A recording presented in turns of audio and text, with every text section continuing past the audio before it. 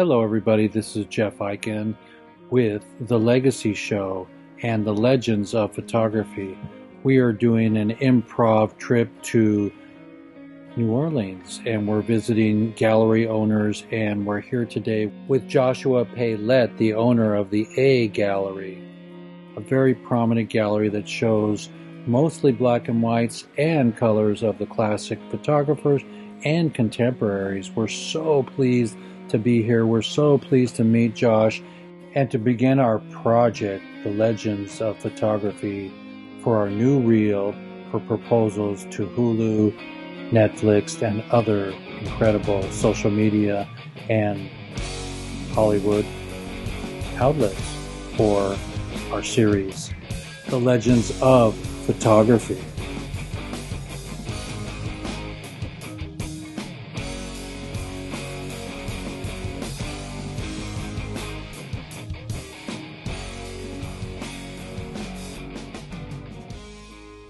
Good afternoon, good morning, good evening. It's morning somewhere, and this is Jeff Eichen all the way in New Orleans.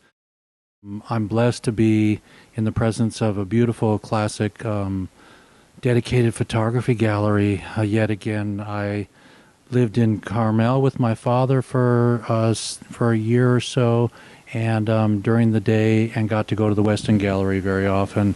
Brett Weston's darkroom at 5 in the morning was burnt toast and Amidol. And so, if all you know Amidol, Brett would always do a interview with his hands closed because he had black fingernails from Amidol. So it's a pleasure to be at your gallery. Give us your rank and serial number, your name, and the name of your gallery.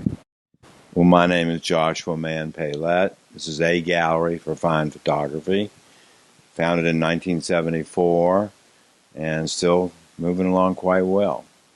Fantastic. And of all of we'll just roll right into this, a reel that we're doing for our proposed Netflix series on Legends of Photography, and gallery owners that support the classic and contemporary photographers. I just, as I'm sitting here, want to know one super duper question. Of all the masters you've met in your life, what's a standout? Who's a standout?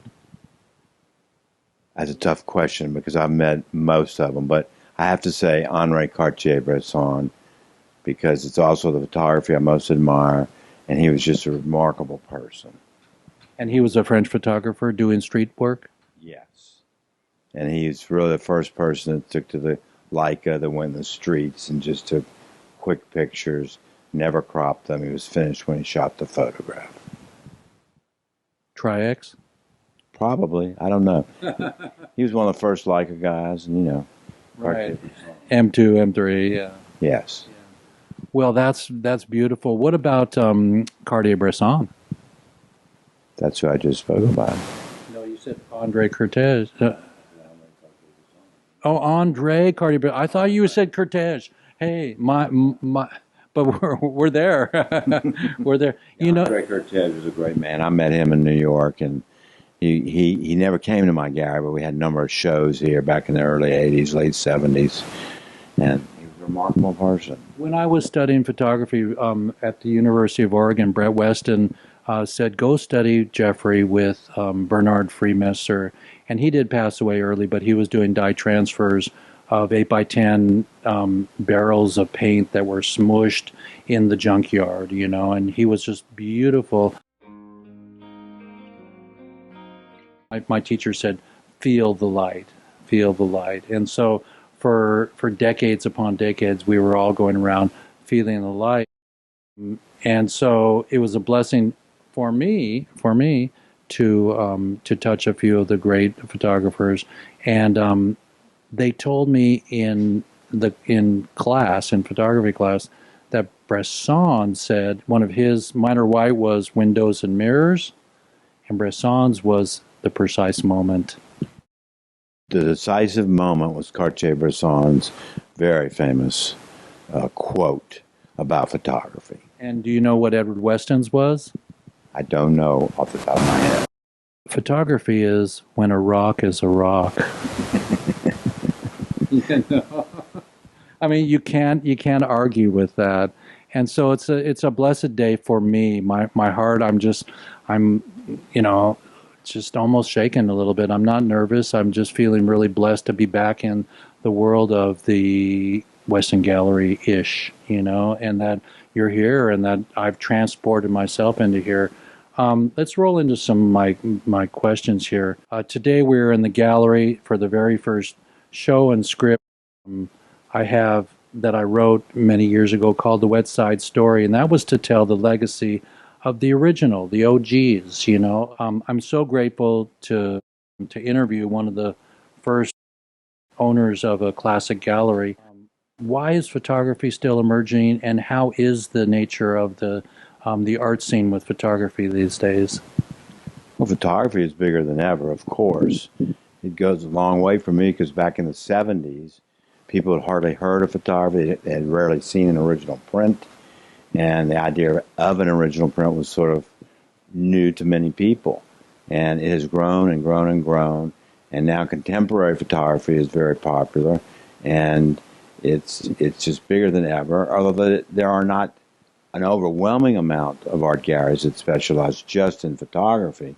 Almost every art gallery, at least shows some photography. Were you a photographer? I still am a photographer. What was your first camera? Is a Nikkormat.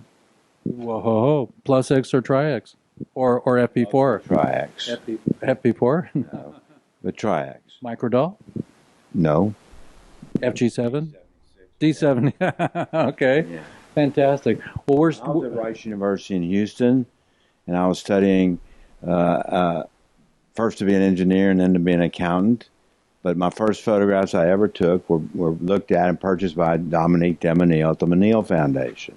And that changed the whole direction in photography.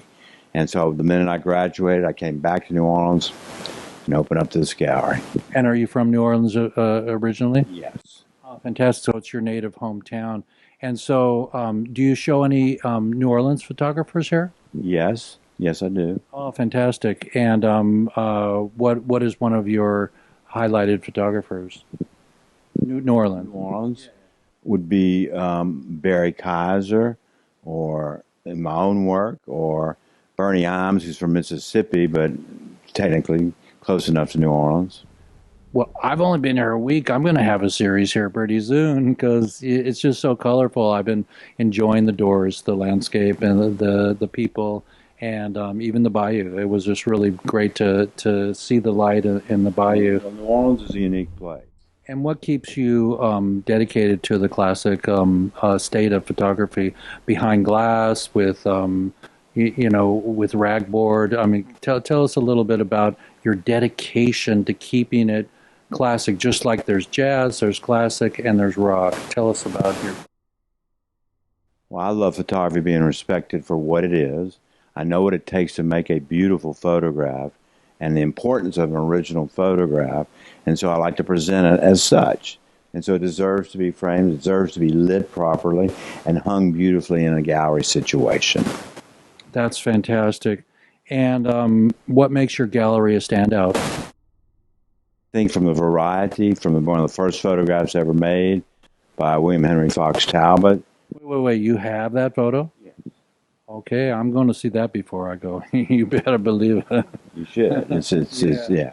And all the way up through the 19th century and in the 20th century, Alfred Stieglitz, Edward Steichen, Julia Margaret Cameron, and then Man Ray, and Andre Cortez, and Cartier-Bresson, and rolling on through Ansel Adams and Minor White. I've had them in my gallery at one time or another, and I've managed to keep a great selection here. There's two stories of photographs to see at any given moment. Plus, you can talk to us, and we'll open up any of our drawers and show you more great original photographs. But it's the idea of seeing an original that's so important to us and to anyone who comes here, because an original is so much more important than what the modern society has become used to, which is digital, on a little phone, and hardly ever printing. So, why black and white? Well, black and white was the traditional form of great photography because color was so difficult in the 1920s, 30s, 40s, 50s, 60s to produce. And it really wasn't until the 1990s when you know, pigment transfer photographs came into being that photographs would be permanent enough in color. You mean 100-year inks? Yes. It was a big breakthrough for color photography. Was that like Talbert when I was studying photography with Bernie Freemesser at the University of Oregon in 1976, everybody, we were taught that in Brazil also there was a gentleman that invented photography. So like the 100th monkey, they were born at the same time. So Canon and and Epson maybe evolved similarly because the chemistry was at that time, it was ready to go.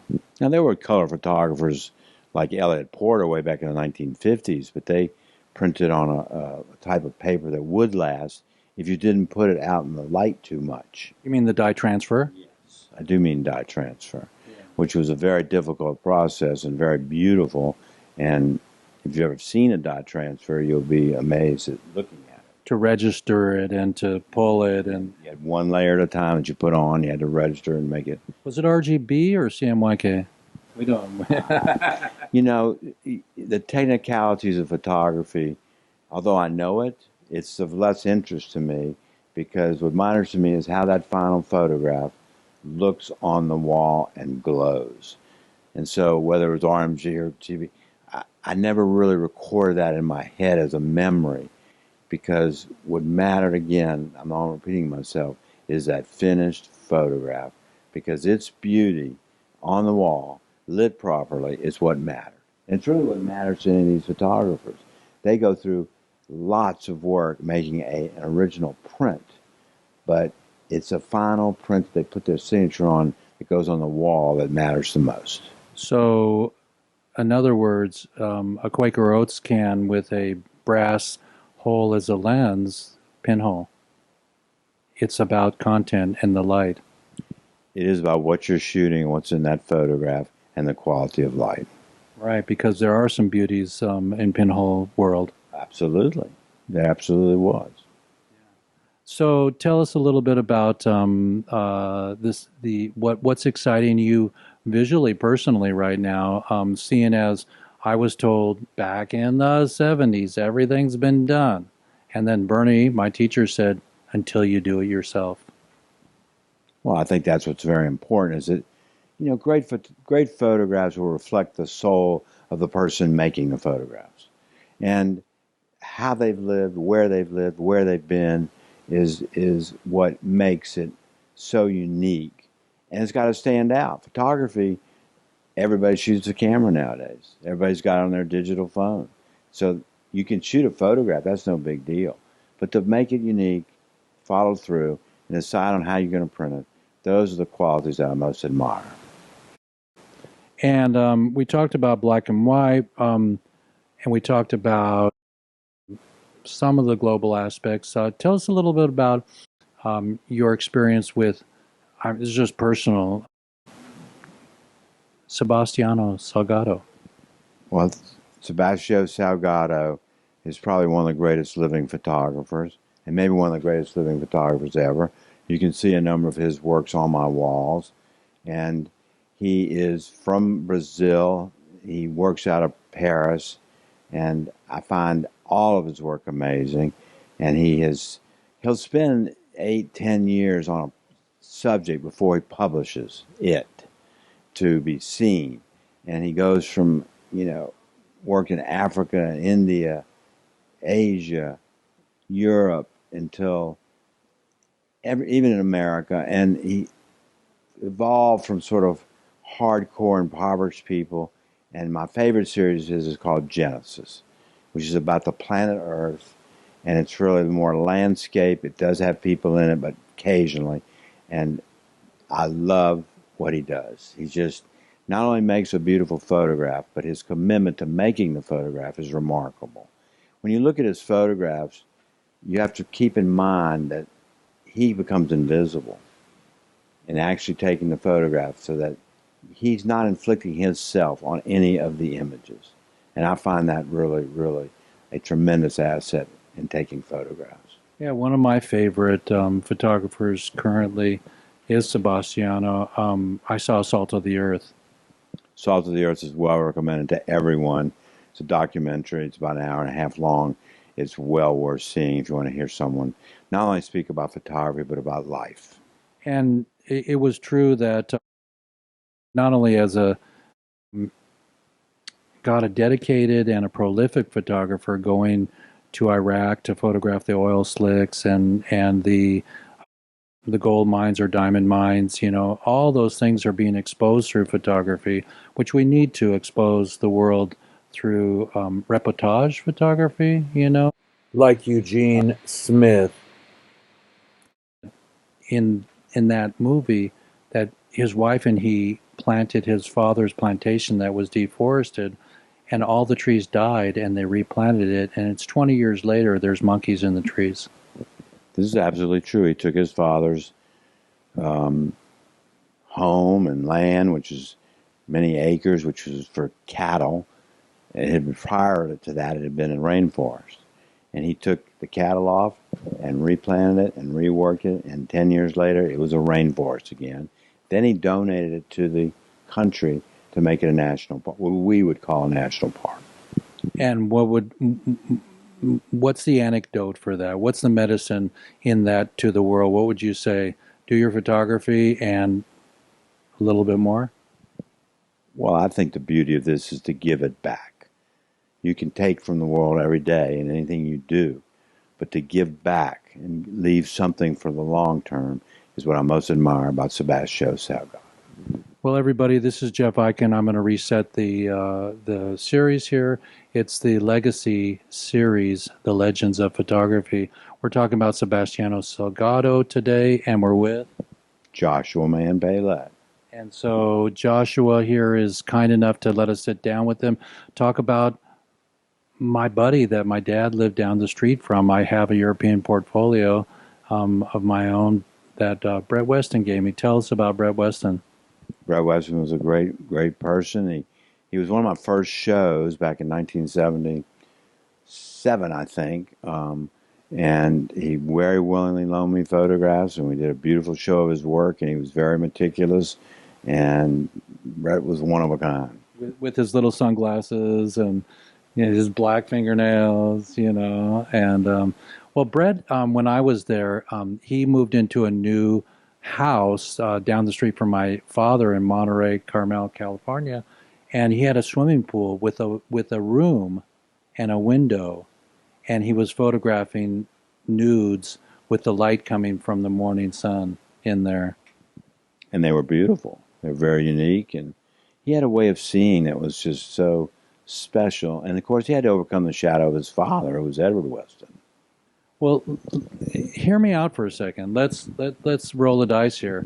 I was thinking about my own father. I was thinking about sons of fathers, women of mothers, whatever. But as artists, I thought one day I woke up.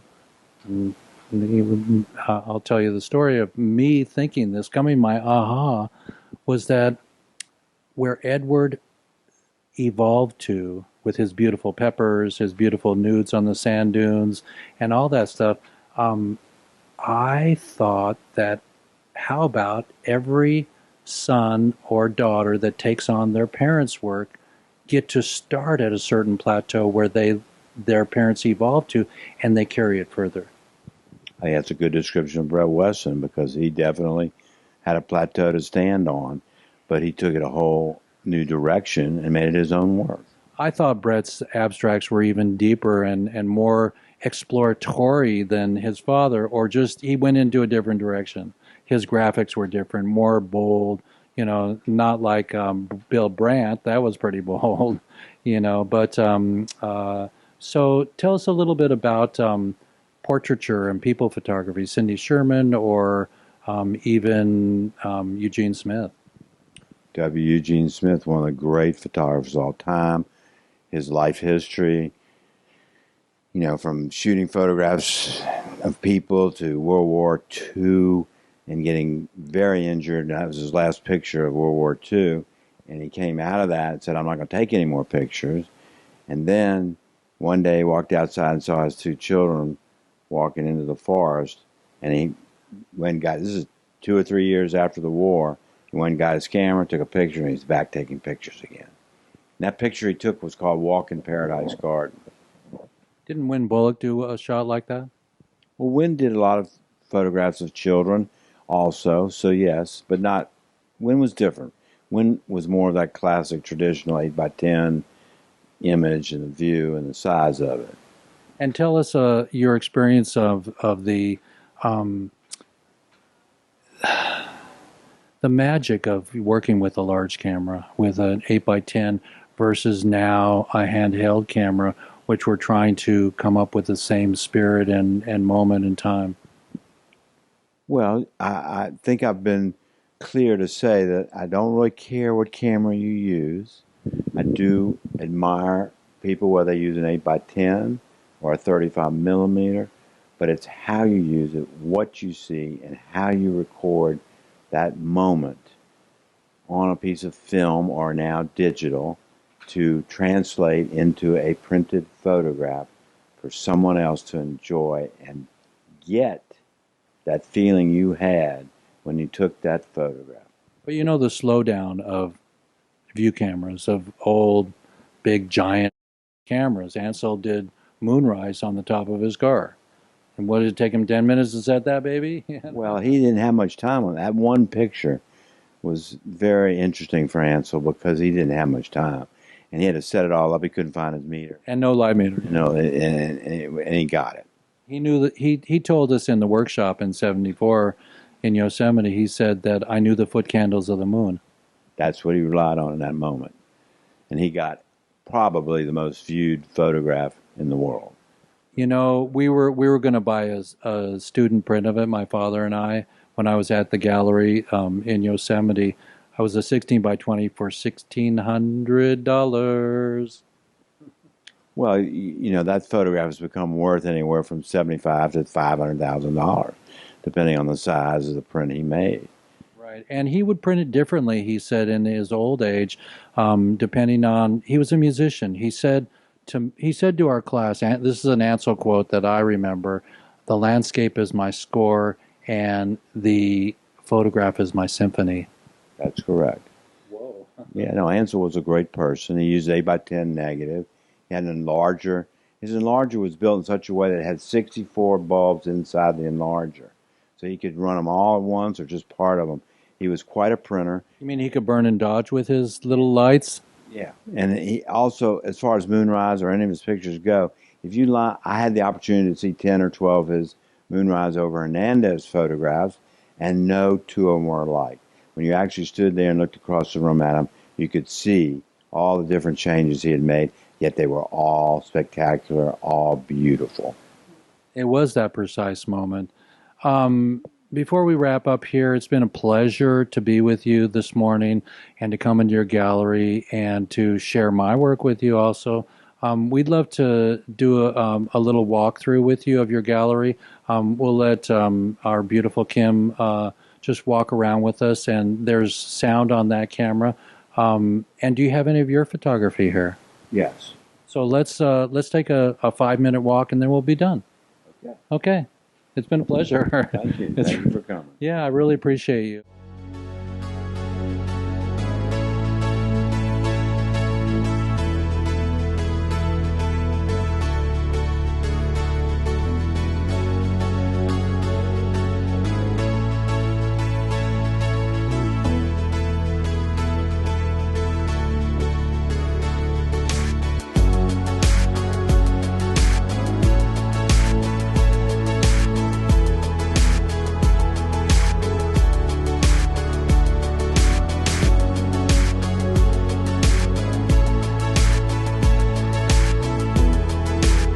To raise enough money for him to come. Do you know what format he uses? I think he's Canon.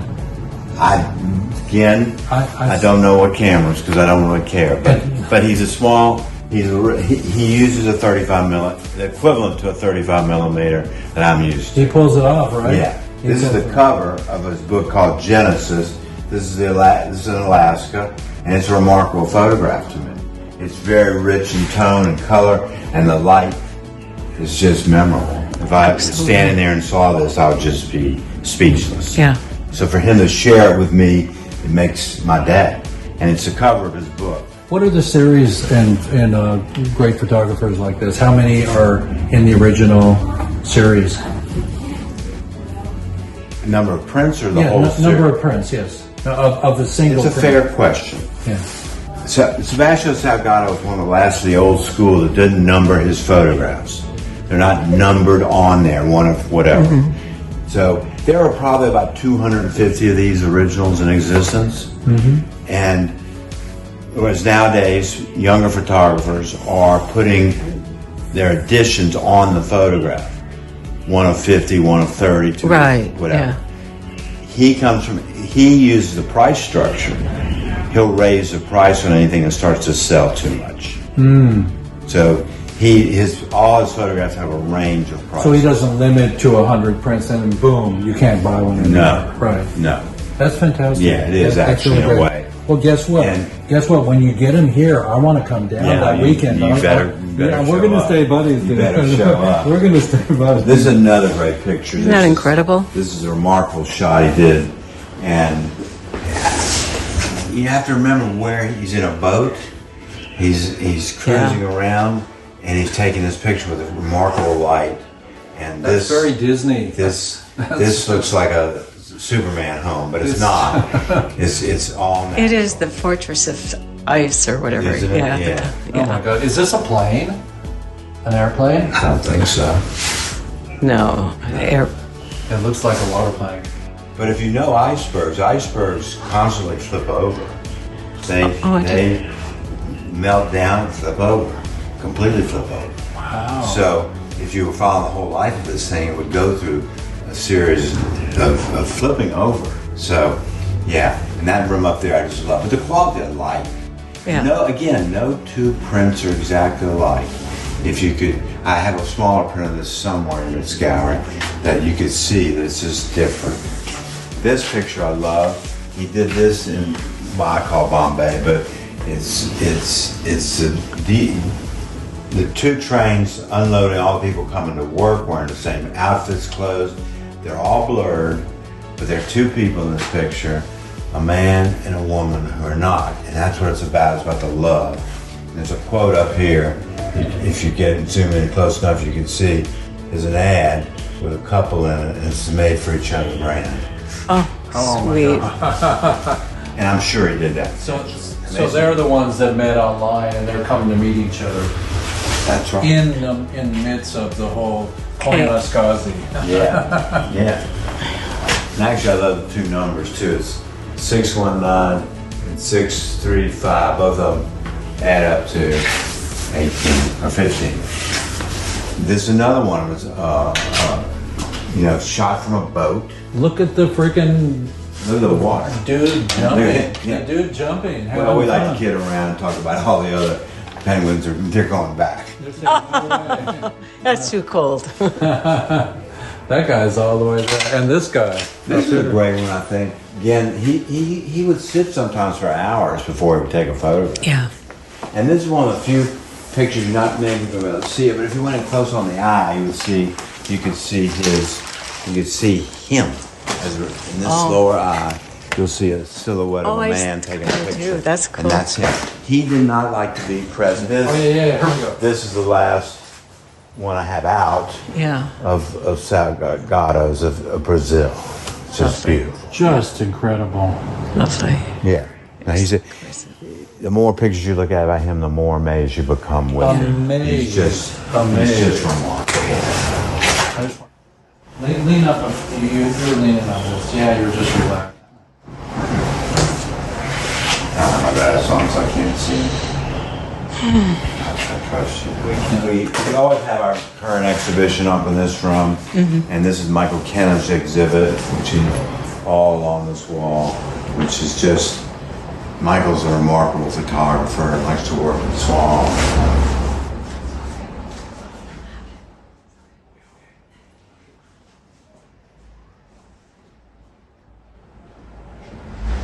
Michael's worked at night, he works long exposures. How old is Michael now? 70. 70? That's good. Yeah. And this show is a lot about trees.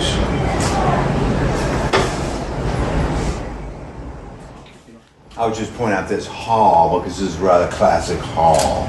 This is Cusco Children by Irving and Walk in Paradise Garden by W. Eugene Smith. That's one of the largest prints he ever did of that photograph of those two children.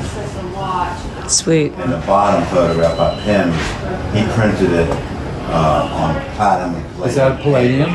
It's a mix of platinum and palladium. Huge. Huge. Huge. And amazing. he only made 42 prints of that. And if you saw all 42 lined up, you wouldn't believe the range of the brightness, darkness, everything. And where does the That's majority... probably one of my favorite pictures of all time. Yeah. Hang on, hold your hand up there. There you go. Got it.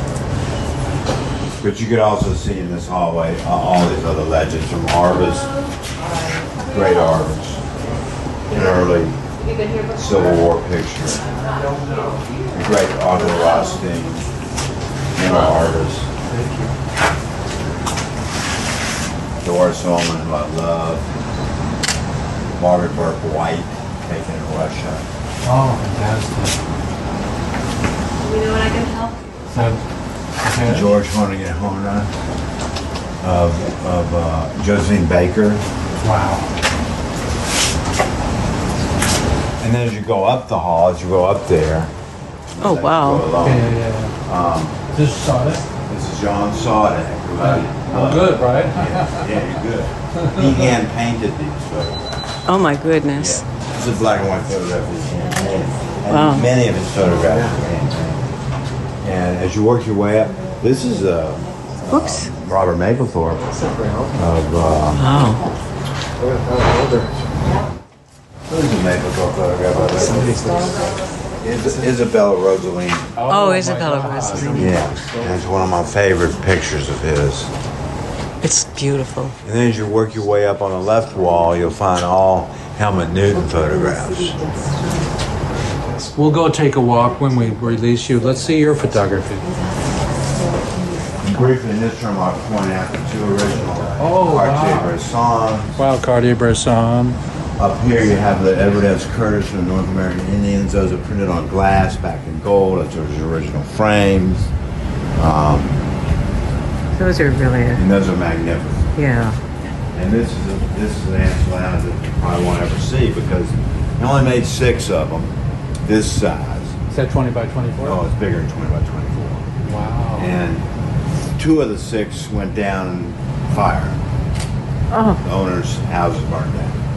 So we're lucky to have it. We love it, and it's beautiful. Tell us about Gould. Jerry. Jerry was one of the greatest people I ever knew, and he was a great teacher and he shared everything with anyone who was around him. And as a printmaker, his prints just glow. They almost glow in the dark. And there are multiple images. This is long before, silver, yeah. long before photo. What do you call it? Photo shop. Long before. He had the dark print. It had 6 enlargers. He would take one piece of paper and go from larger to larger to larger until he wound up with all the images on one piece of paper, seamlessly. As if he took a picture of somebody just That's standing. Well, he would stop it. I was in a workshop with him in Sun Valley Art Institute with Peter Delory, and Jerry would stop it in water, not in stop bath, and then go to the next enlarger with the red filter on it, and he would put the lady in the window, and then he would take the filter off and use his hands, and he would burn it in, and then he'd go stop it in water again, go to the third enlarger. Jerry was remarkable. How did he dance and make like I several don't know. copies of the same one? You were taking pictures, I think, of these two. These are by Elliot Irwin. He's now 95 years old. Irwin. Wow, we gotta get an Irwin. interview with Irwin. Oh, my God. yeah. Let's get Irwin.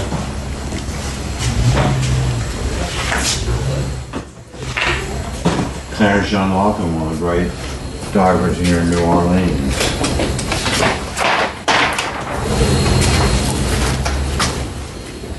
So I'll just show you a few. Okay. oh, sweet. always photographing, even when I fly on a plane. Yeah. And are you shooting film? Yeah, always. Leica? Nickerman. Oh, look at that. I got my Nickerman. This is when I traveled the country by train for a year. It's a red, white, and blue bicentennial project I was on. See, that's the same as that one. Yeah, no, I recognized it. Yeah, it's incredible. This is right here in New Orleans. Yeah. Oh, some of those beauty big trees. Yeah. These are oaks? Live oak trees. Wow.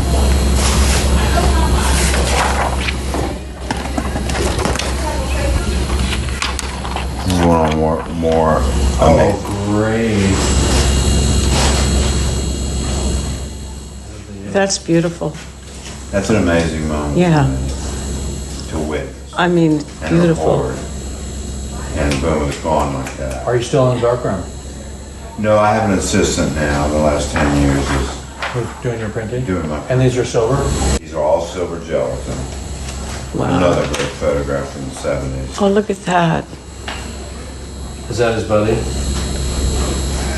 Spiritually, but he's dead. Right, but I'm just saying. Yeah. What? Yeah. Yeah, I heard this very strange noise from my dog. I turned around and saw this scene. Oh, my word. I'm so sorry. It was a sad moment, but it Yeah. was an amazing photographic. Wow. Split in half, the Yeah. noose, and it got my shadow even in there. Great trilogy. Wow. This is a cover of one of my books. Can you hold that photograph up for me? Yeah, let's look back at me. Look back at me. There you go. Oh, look at that. Hang on. Well, this is how I sign my photographs. Got it. That's right. It takes a lot of time, but it's well worth it to me. Yeah. And to the person who owns Yeah, it. to Yeah. have something. It means so much. Yeah. Most do. This is the from Hurricane Katrina. Here in New Orleans, 2005. Trash your city, trash yourself. New Orleans, imagine it clean. Wow. This is from a great Mardi Gras fund. This is the Preservation Hall check. Car glass. Should we go to Preservation Hall?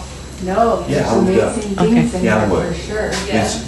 I don't care if it seems Thursday or not. It's still what it is. I do not change it. It's from when I was on the Freedom Train, traveling the United States. It's in Tulsa. We were Really? down the tracks at 45, 50 miles an hour when I saw this. People would wait for hours to see us go by. Yeah. Check it out. Wow. Is that in the window? That's this man. That's his reflection. Oh, in the right. window. Oh, my word. So it's only one man, one person. Yeah. That's, Look, he's even got his scepter. Yeah. That's a remarkable moment. Yeah. And again, I love taking pictures from the air, so it's just outside of New Orleans. look at Who was that. the guy? Look at the water. We're almost totally water. People don't realize that. Yeah. Yeah. You are. New Orleans is like right over And so much of it is underground as well. It's just incredible. here. We're 3 feet above sea level right here, so we're high. Yeah. Very high. That's Most of the seasons. I spent years photographing rock and roll concerts. Is that spotlights? This is Spotlights, Wow. 1977. It's Led Zeppelin. It's Jimmy Page. Oh, nice. This is the first night the Superdome was open. Oh, my God. This is Paul McCartney. Oh, that's incredible.